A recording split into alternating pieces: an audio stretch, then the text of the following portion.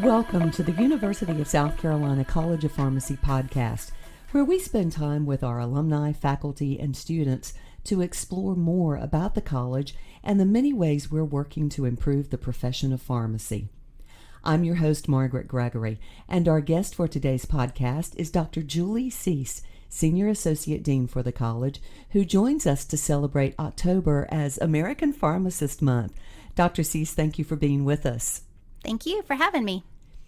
Talk a little bit and share with our audience some of your background. You're an alumna of the College of Pharmacy. I am. I earned my Doctor of Pharmacy degree right here at the University of South Carolina in 2003, so I'm a very proud Gamecock pharmacist.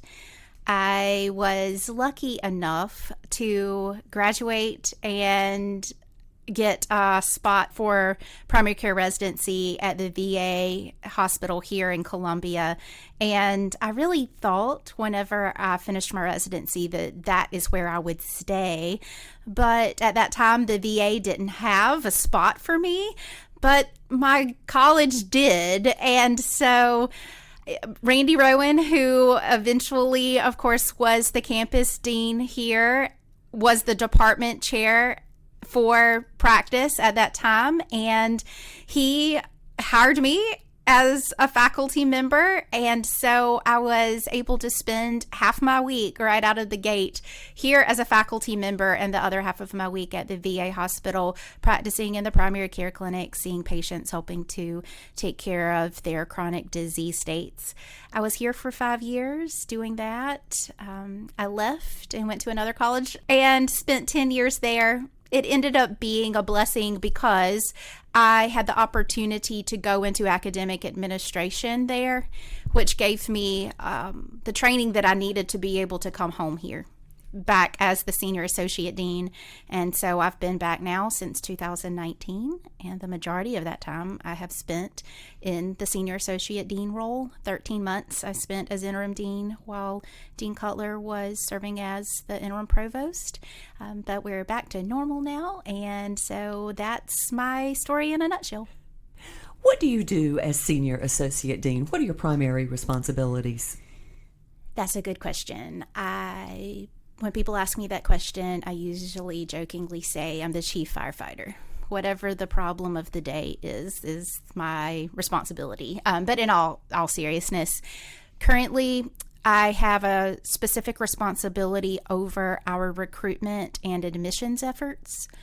I also oversee the academic programs that are within the college. So the Doctor of Pharmacy degree, our BS in Pharmaceutical Sciences, even the graduate programs within the college to a certain degree, I have oversight of. And so I serve as the liaison between our college and the university's academic offices. That means I do everything from tracking of an individual student's progression through their programs to making sure that the courses that our students need to register into for a given semester are on the books, are literally in the system that they need to go into electronically to register for their coursework. I do still teach some. I love to teach, and so I don't feel like I teach as much as I would like to, but there's only so much time for that. There is an aspect of my job that is truly just administration. So working with our other academic administrators on initiatives, being a liaison between our administrators and the dean, being an advisor to the dean relative to the needs of our different administrators, student needs, etc. within the college. I don't think I have one day that is quite like the next very frequently at all. Take today, for example. I started my day in a recruitment committee meeting working on a particular item that will eventually be a presentation that people can take out into elementary and high schools to help people learn about the pharmacy profession and decide that they want to be pharmacists when they grow up too. from there, coming and talking about a course that's going to be offered next spring and some of the logistics about scheduling that needs to happen about that, and about how the course is going to help to ensure that our students are ready for their advanced pharmacy practice experiences. So providing for some of the needs relative to that, providing for some of just my opinion or my insights about that. So serving as a liaison for that faculty member or consultant for that faculty member. And then I went to an executive council meeting where we talked about, just around the table, all of the different things that are going on throughout all of the different aspects of the college, to now sitting here doing this podcast with you. So tomorrow will not be that way. Tomorrow will be other things. And so I really just, it changes with the day, but that's part of what I actually like about my job. I don't have time to become bored, because there's something new and exciting or challenging or some way that, frankly, I can be helpful all of the time. And that's what I wanted to do when I decided I wanted to be a pharmacist, is I wanted to be able to help people. So I get to do that just in a different way than I had planned. Speaking of exciting, there are so many things happening around the college, so much great news that we have to share. So talk a little bit about some of those things. One thing that I think I'm probably proudest of is the fact that we were able to admit 102 new Doctor of Pharmacy students for the fall of 2024 into our first professional year class, and they represent 15 different states: Puerto Rico, Canada, and South Korea. So we're proud of them. We had an excellent orientation week that was led by Dr. Jordan Ballou. We had a great white coat ceremony for those students that so many of our alumni and friends donated white coats for.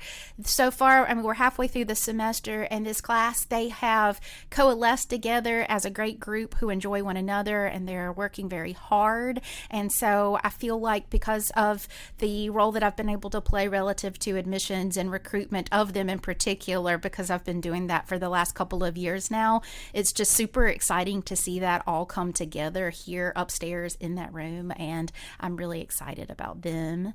We're also super excited about the fact that we again have a team going to the business plan competition at the national level. The team is made up of Jacob Jordan King, Faye Hussein, and Charlie Steverson.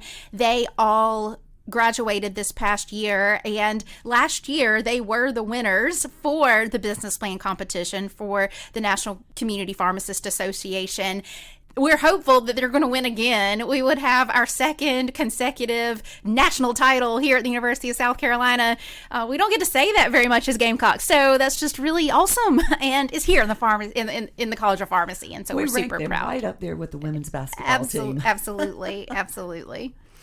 We also were one of only 17 colleges nationally to be selected as an inaugural Community Pharmacy Center of Excellence by the American Association of Colleges of Pharmacy Academia Community Transformation Pharmacy Collaborative. We're really proud of our community pharmacy ties and the work that we do relative to helping to advance the practice of pharmacy in the community setting. We're super proud of our alumni who work in that frontline traditional pharmacy practice setting. And so the fact that the work that the college has done in that regard has been recognized nationally and only one of 17, we're really particularly proud of that. Let's talk a little bit about our faculty, because when it comes to our educators, we have some top tier people who are providing their expertise to our students. And several of our educators are also being recognized for their work on the national level. Absolutely. So I made mention of her a moment ago, but I'll bring her up again. Dr. Jordan Ballou, she was recognized, has been recognized for a number of things here recently. For example, the American College of Clinical Pharmacy Community-Based PRN Clinical Innovation Award is something that she was announced as having won just in the past few weeks. She's also a member of the 21st cohort of the Academic Leadership Fellows Program that is a part of the American Association of Colleges of Pharmacy. She was also in the last year or so recognized by her college, Campbell University's College of Pharmacy and Health Sciences, as their Alumni Association's Emerging Leader. And here in just since July, and we're grateful that she said yes to take this on, but she is now serving as our college's Associate Dean for Student Affairs in an interim capacity. We needed someone to fulfill that role, and so whenever we asked, she very graciously agreed, and we're grateful to her for that.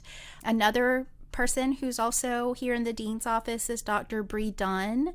She was recognized recently as the University of South Carolina Improvement Leader Program 2024-2025 cohort members. So that is a competitive program to get involved in here at the university, and she was selected.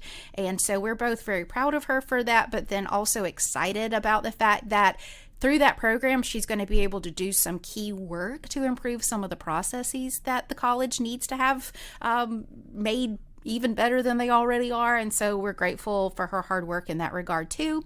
She was also recently named our College of Pharmacies Professor of the Year in recognition for her excellence as an educator. And she was the P2 class teacher of the year this past year as well. Dr. Patricia Fable. We all talk about Dr. Fable as Patty, so I know so many of you will recognize her name too, but she was recognized as the 2024 South Carolina Pharmacy Association Excellence in Innovation Award winner at the South Carolina Pharmacy Association annual convention this past summer. She also has been serving at the national level in the American Pharmacist Association. She's getting close to finishing up her second year as a national leader through APHA, and we're super proud of her for that as well. That's just a few. We have so many people doing so many great things, but those just a few that I'll highlight. Let's take a moment to talk about, from an education standpoint, how the college prepares students for all the many careers that are available to them. Our college has a long-standing history of educating pharmacists for the state and beyond. As you know, we've been doing this for more than 150 years in one capacity or another. And I feel like, and this is part of what I tell students during the overview whenever they're here for their interview day for the Doctor of Pharmacy program, I tell them, I feel like we know what we're doing. We certainly have experience in doing this. And we as a faculty do take very seriously our responsibility to prepare our students for the future of pharmacy practice, whatever that might be, and for their particular individual future pharmacy practice, whatever that may be. We know that there are 30 some odd different career pathways for a pharmacist. We want our students to feel prepared to go down any one of those. And so we dedicate ourselves to preparing the generalist, the person who is ready to go from here as a Doctor of Pharmacy graduate to wherever they want to go, whether it is community pharmacy practice, independent pharmacy ownership, being in a health system as a pharmacist working in the pharmacy itself or on a floor somewhere or as a part of an interprofessional team as a clinical specialist, to pharmaceutical industry, and honestly just whatever they can conceive into their future as what a pharmacist might do. And so we know that in order to do that, we need to give them exposure to a wide variety of the different types of pharmacy practice that our alumni and friends of the college are already engaged in. And so we bring people in to talk about what it is that they do on a regular ongoing basis. We make sure that we are talking to those people too about the skills that our students need. So as we look forward to changing, improving, revamping portions of our curriculum or maybe our curriculum as a whole, that those changes are being done with an eye on today's current contemporary pharmacy practice in the variety of settings, as well as what it could be into the future as our profession grows and evolves and changes for the better as we move ahead. We also, too, know that it's important to develop our students as professionals. They need to learn transferable skills that, frankly, would be needed by anyone graduating with a college degree of any sort going into the world of work today. And so we also make sure in our curriculum that we infuse both personal development aspects as well as professional development aspects in a meaningful way, because we know that our students need that too. They need to learn the basic skills, they need to have the knowledge, they need to have the ability, they need to have key skills. They also need to have development in terms of creating the right professional attitude. And so that's part of what we do as well. And all of that comes together to helping to create a graduate who's ready no matter what their next step is, whether they're going to go into residency like I did, or eventual fellowship, or they're going straight into pharmacy practice in one of the many settings that they could choose from. For students who are entering into the pharmacy profession, obtaining this education is not inexpensive. And fortunately, we have so many supporters and donors who are helping our students be able to afford a degree. We have 183 pharmacy students. We have 2 PhD candidates who are sharing more than $344,000 in scholarships. But there's still a tremendous need for that.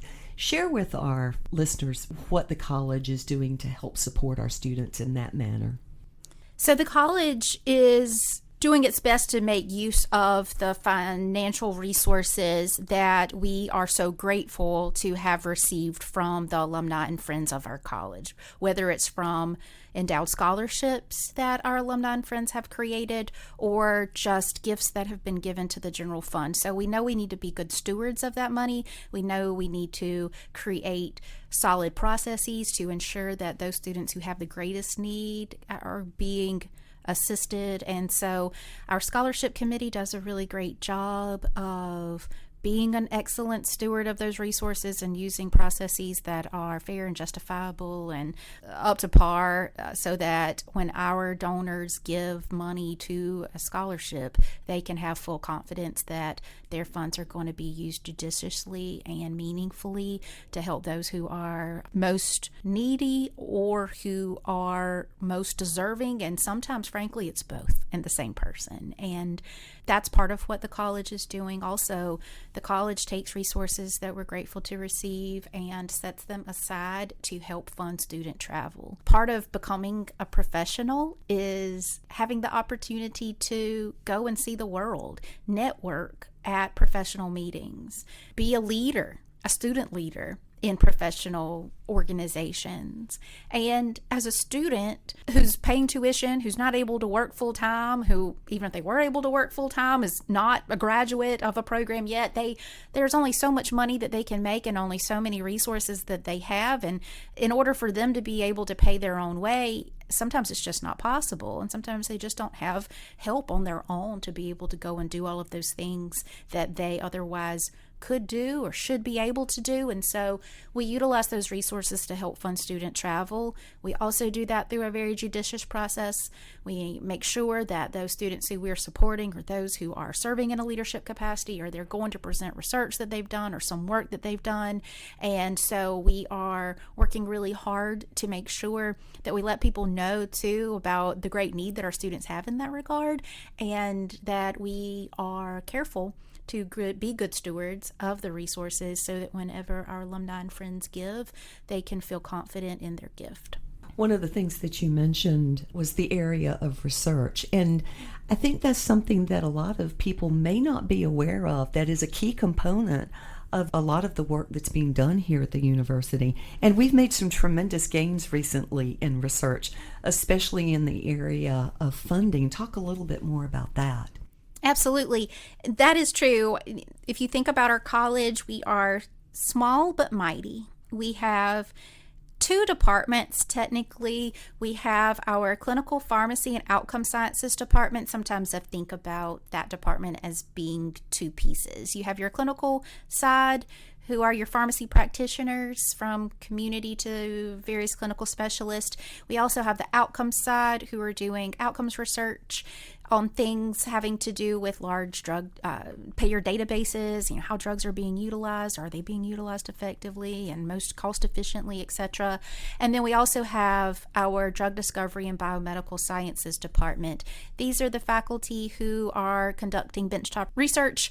They're making determinations that would be able to go forward to future drug development in some cases, or future development of novel ways that certain drugs can be delivered within the patient's body, etc. So we have a tremendous amount of research and also success related to that's transpiring.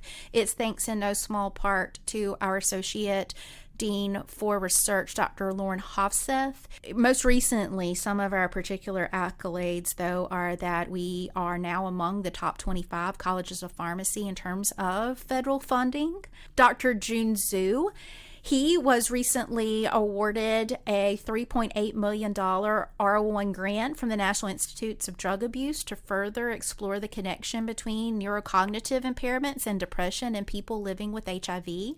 Also, Dr. Hippocrates Kieris received a 5-year, $1.1 million grant from the National Institute of General Medicine Sciences to continue research in the Cobre Center for Targeted Therapeutics. When you think about the Cobre Center as a center, it's not just one single project. It's actually representative of and supporting of a number of different research endeavors that help support research here in the college as well as throughout the university. And so we're particularly proud of that and really grateful for the work that Dr. Kieris is doing through the Cobre. Share some words of wisdom for our listeners on how they can support the College of Pharmacy. There are a number of ways that our alumni and friends support us, support our students, and we're really grateful. And honestly, support doesn't always just mean money. Money's great, don't get me wrong. Yes, it takes money to fund endowed scholarships, and our students need those and benefit from those. It takes money to help fund student travel to national meetings or even state meetings, and certainly that is something that we appreciate and are grateful for the help of. But it's your time too, and your knowledge, and our alumni and friends give to our students through being willing to serve as preceptors, through being willing to come into the college and talk about the careers that they hold and what they do in their everyday life. Most recently, I was really humbled too by this. I had the need, we'd come up with the idea, we didn't come up with it, honestly, our students came up with it. They asked, as we're rising P3 students, we really would appreciate the opportunity to talk one-on-one with someone who is already working in the field of pharmacy that we have at this juncture in our professional development a particular interest in going into in our future. We need y'all to help us identify those people. And so that responsibility came to me to do, and I was really nervous because I've got 80 some odd students in that class that I needed to identify a single person. I needed at least 87 people is kind of how I was thinking of it. And I know I have a lot of friends, and I'm grateful. A lot of you listening, you're in my group, you're my people. But I realized that that's a lot. It's a lot of connections. And so I just didn't know how it would go. And I put my call out. I went through our affiliate faculty. I put it out to my network. I had a few of just our friends here in the dean's office reaching out to their networks too. And we ended up with more people saying that they were willing to talk to our students than we even needed. And I just can't tell you how valuable that is and how grateful our students were, how many thank yous I got of just thank you for helping make this connection for me. And so it's not even just the money part, it's the time part. It's the giving of yourself and being willing to share about yourself to our students that is so incredibly meaningful. And so please don't ever shortchange that as a major part of what you can do. We're always looking for more people to tell us, hey, we want to help with recruitment.